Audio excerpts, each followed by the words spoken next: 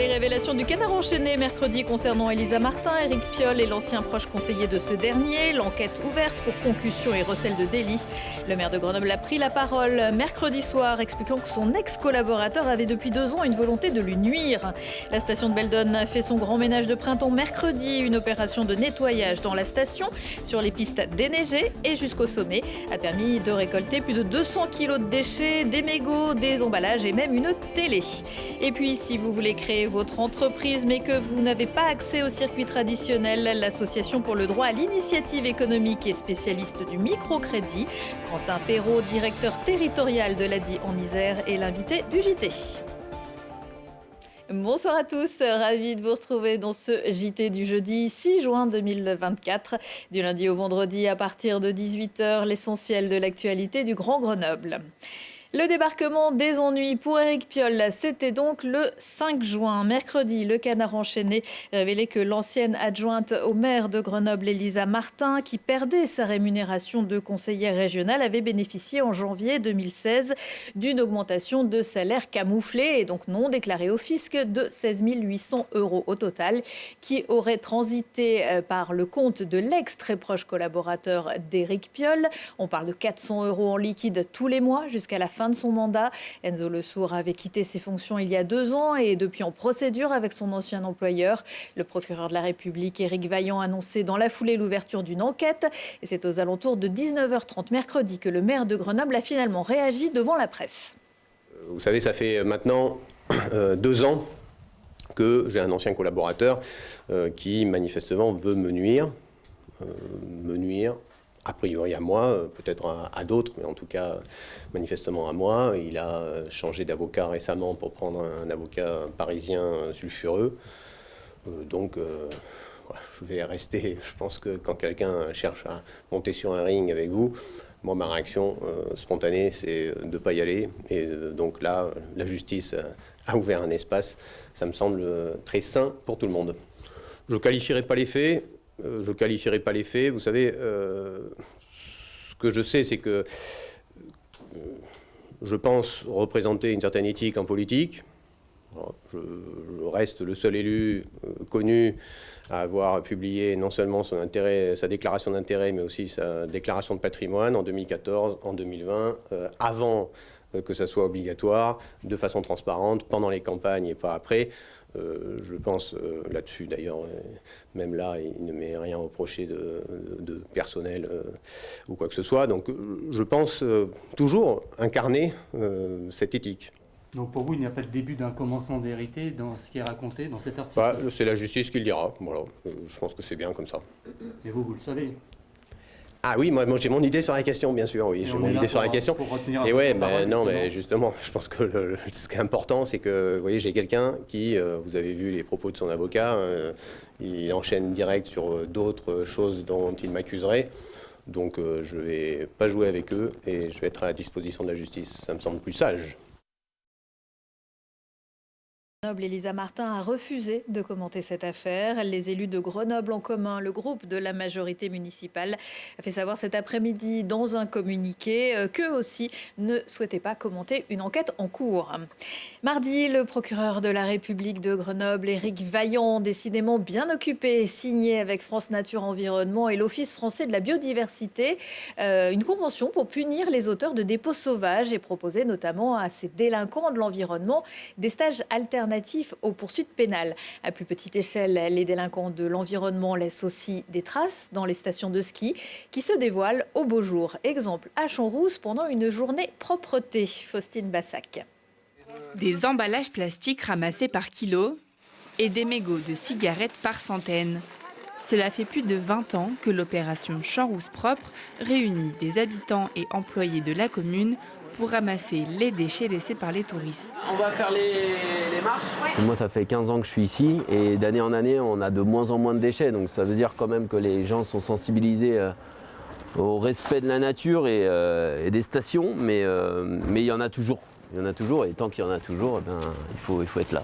Pistes de ski, front de neige, parking, tous les coins sont ratissés pour offrir aux touristes un environnement propre avant la saison estivale. On vit du tourisme, donc je ne dis pas qu'il faut accepter ce genre d'incivilité, mais ça fait partie des inconvénients des stations de tourisme.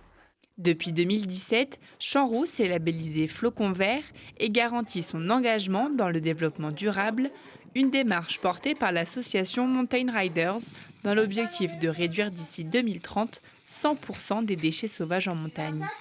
Pour aller plus loin, l'association Mountain Riders a demandé aux signataires, ils ont créé une charte qui s'appelle la charte Zéro déchet 2030. Donc l'objectif, c'est que les signataires de cette charte adoptent justement un spot, c'est-à-dire qu'il y aura 2 ramassages pendant 3 ans et ça permet vraiment d'avoir une caractérisation très précise des déchets et pouvoir vraiment les limiter à la source.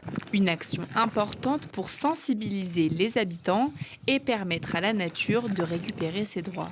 En fait, là, on est au sommet de la montagne et on est au début de l'océan. En fait, c'est le début. Après, les déchets vont contaminer les torrents, les rivières, les fleuves et la mer. Donc, l'idée, c'est de récupérer le plus tôt possible pour éviter une contamination en aval. Et à la fin de la matinée, c'est l'heure de la pesée. 7,5 Déchets verts, métalliques ou dus à l'exploitation, au total, pas moins de 200 kilos ont été ramassés. Une prochaine journée de ramassage est prévue fin août. Les Deux Alpes, qui veulent eux aussi leur flocon vert, organisent une journée ramassage demain, vendredi. Pour réduire l'empreinte carbone, les participants sont priés de venir avec leurs propres gants, bouteilles d'eau et sacs. C'est prêt.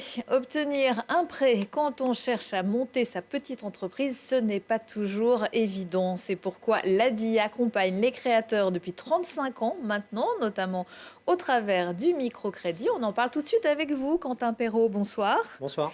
Et vous êtes le directeur territorial de l'ADI, l'association pour le droit à l'initiative économique. C'est un droit. À qui s'adresse le microcrédit que vous proposez? Comment ça fonctionne? En fait, l'ADI existe aujourd'hui parce qu'il y a trop de personnes en France qui n'ont pas accès au crédit bancaire. Et donc, on déploie du microcrédit. On prête de l'argent d'un maximum jusqu'à 12 000 € pour créer son entreprise. C'est éligible à tous. Il n'y a aucune condition d'accès. La vraie question, c'est est-ce que j'ai accès à un crédit bancaire ou non? Et pour toute personne, et il y a plein de raisons très différentes aujourd'hui pour lesquelles on peut ne pas avoir accès à un crédit bancaire. Il faut venir nous voir. Donc, ça veut dire que des personnes qui sont au chômage, bénéficiaires du RSA, même salariés, qui ont des petits problèmes avec la banque ou pas, qui ne peuvent pas se faire financer leur entreprise, doivent venir voir l'ADI. Vous discutez quand même un petit peu avant de voir si ce n'est pas une entreprise complètement farfelue. Alors, bien sûr qu'on discute un peu, on accompagne et on finance. Donc, on passe en moyenne une dizaine d'heures en fait, avec un entrepreneur sur la partie accompagnement avant le financement et la partie d'accompagnement après la création de son entreprise. Un rendez-vous de demande de financement, c'est 1h30 en l'occurrence. Donc, évidemment qu'on discute du projet, mais là où on va peut-être avoir on va faire un pas de côté. On va d'abord s'intéresser à la personne, à son parcours, à ce qu'elle est. Et c'est le plus important pour nous pour faire confiance. Vous n'avez pas le regard d'un banquier comme un autre? Non, vraiment, l'idée, c'est de prêter de l'argent. Hein, donc évidemment... Cette somme a vocation à être remboursée. Donc. Exactement. Et on ne prête pas n'importe comment. Mais vraiment, il faut comprendre qu'aujourd'hui, c'est un peu difficile d'aller emprunter de l'argent à la banque. Il faut rassembler certaines conditions, avoir de l'apport personnel, être en bonne santé financière, ne pas être demandeur d'emploi, par exemple. C'est des conditions d'exclusion à la création d'entreprise. Aujourd'hui, nous, toutes ces conditions-là, elles n'existent pas. Il n'y a pas de conditions restrictives pour pouvoir venir faire une demande de financement à l'ADI si on a envie de créer son entreprise. Et donc, ça n'empêche pas qu'on étudie les dossiers, mais on va d'abord réfléchir comment est-ce qu'on peut permettre à la personne de réussir à créer sa boîte avant juste de savoir si on lui prête ou non de l'argent. Alors, vous financez les créateurs. Qui finance l'ADI? Alors, nous, on est financé par l'État. On est une association, loi 1901, qui existe depuis 35 ans sur le territoire en France, près de 30 ans à Grenoble. Donc on est subventionné par l'État, notamment à plusieurs échelles, mais notamment par Grenoble Métropole, qui a un soutien financier important, et également en partie sur les prêts qu'on octroie. Une partie de l'argent qu'on prête aujourd'hui nous permet d'avoir une capacité d'autofinancement. Alors combien d'entreprises ont bénéficié de ces prêts, de ces microcrédits en Isère? Aujourd'hui en Isère, l'année dernière, en 2023, c'est près de 500 créations et développements d'entreprises que l'ADI a financé, donc c'est quand même un chiffre assez important. Ça constitue près de 3% de la création d'entreprises aujourd'hui en Isère, donc c'est assez important. Et début 2024, en tout cas, il y a encore plus de gens qui viennent nous voir, parce qu'on est aujourd'hui à près de 225 entreprises financées et accompagnées. Ce qu'on peut se demander, c'est est-ce que ces entreprises sont aussi viables que les autres? Oui, tout à fait. On estime aujourd'hui en France en moyenne, c'est-à-dire toute taille d'entreprise confondue, du micro-entrepreneur à la start-up, à l'entreprise de 500 salariés, qu'il y a 2 entreprises sur 3, précisément 62% de taux de pérennité à 3 ans, donc d'entreprises encore actives à 3 ans. Et les entrepreneurs financés et accompagnés par l'ADI sont un peu au-dessus de cette moyenne-là. On est à 68% de taux de pérennité des entreprises. Ça veut dire que des gens à qui on avait dit ne crée pas ta boîte, on n'est pas d'accord pour te prêter de l'argent, réussissent au moins aussi bien, même un peu mieux que les entrepreneurs classiques. Quelles sont les entreprises? Est-ce qu'il y a en ce moment, il y a une vague un petit peu sur l'écologie, etc. Est-ce que ça fonctionne bien? Alors, il n'y a pas des entreprises. Aujourd'hui, on ne voit pas une vague sur des entreprises destinées à la transition écologique. Par contre, ce qu'on voit, c'est des entrepreneurs de plus en plus consciencieux sur comment est-ce qu'ils peuvent mettre en place, dans le cadre d'entreprises parfois somme toute très classiques, des petites inflexions dans leurs projets pour que ça combine avec une transition écologique. Et à ce titre-là, l'ADI milite pour une transition écologique inclusive, c'est-à-dire que la question de la transition écologique ne soit pas un facteur d'exclusion, parce qu'un petit entrepreneur, il a moins de moyens pour pouvoir œuvrer sur la transition écologique. Et donc, on déploie non seulement des prêts un peu spécifiques pour la transition écologique, mais aussi un accompagnement adapté sur ce sujet. Alors, vous avez déménagé récemment. L'inauguration de vos locaux rue Aimé Beuret à Grenoble aura lieu demain, vendredi. Vous étiez un peu à l'étroit auparavant? C'est ça, on double la surface. Donc on a 200 mètres carrés de locaux aujourd'hui. En fait, voilà, comme je vous le disais, la création d'entreprise, c'est une dynamique de fond. Il y a de plus en plus d'entrepreneurs aujourd'hui en France. Et pour autant, il n'y a pas de plus en plus de personnes qui ont accès au crédit bancaire. Donc l'ADI développe son activité. Chaque année, on a de plus en plus de personnes qui viennent nous voir. Donc on était à l'étroit. Et donc aujourd'hui, changer de locaux nous permet notamment de porter plus d'actions, d'accompagnement, de formation et finalement d'accueillir un effectif salarié et bénévole de plus en plus important. Et qu'est-ce qui va se passer la journée de vendredi? Il y aura plusieurs animations, des portes ouvertes avec des entrepreneurs qui ont bénéficié de votre soutien? C'est ça. On a des entrepreneurs exemplaires de l'ADI qui viennent tenir un marché d'exposants, présenter leur activité, voilà, montrer comment l'ADI les a financés et accompagnés, et puis présenter leur activité tout court. Et on a 4 cycles de conférences, en l'occurrence, sur l'entrepreneuriat populaire. On signe également notre convention avec France Travail, qui est particulièrement engagée dans la création d'entreprises. On a une conférence sur la transition écologique inclusive, justement, comment est-ce qu'on met la transition écologique dans son activité, et un petit angle aussi sur l'entrepreneuriat des quartiers, parce qu'on pense que la question de la création d'entreprises aujourd'hui est un facteur d'émancipation pour des personnes issues des quartiers prioritaires de la ville. Merci beaucoup, Quentin Perrault. Merci à vous.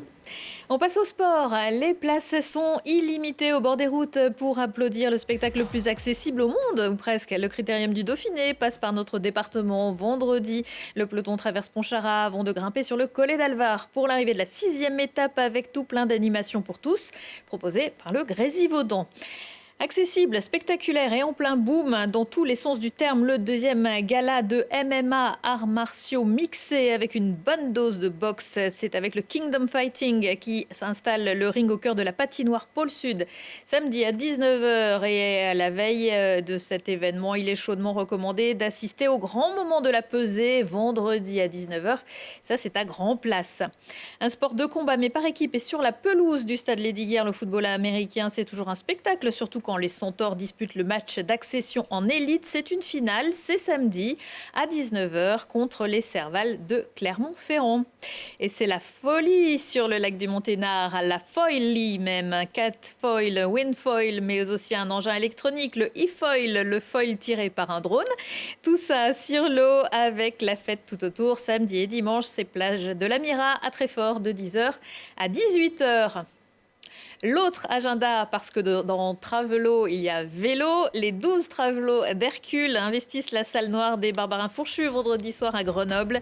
Perdu quelque part entre la tragédie antique et le Airbnb, c'est un peu le grand écart permanent pour ces drag queens, créatures à la fois extravagantes et émouvantes, qui livrent un show festif qui, sous des apparences frivoles, dénonce les dictates de notre société hétéro-patriarcale.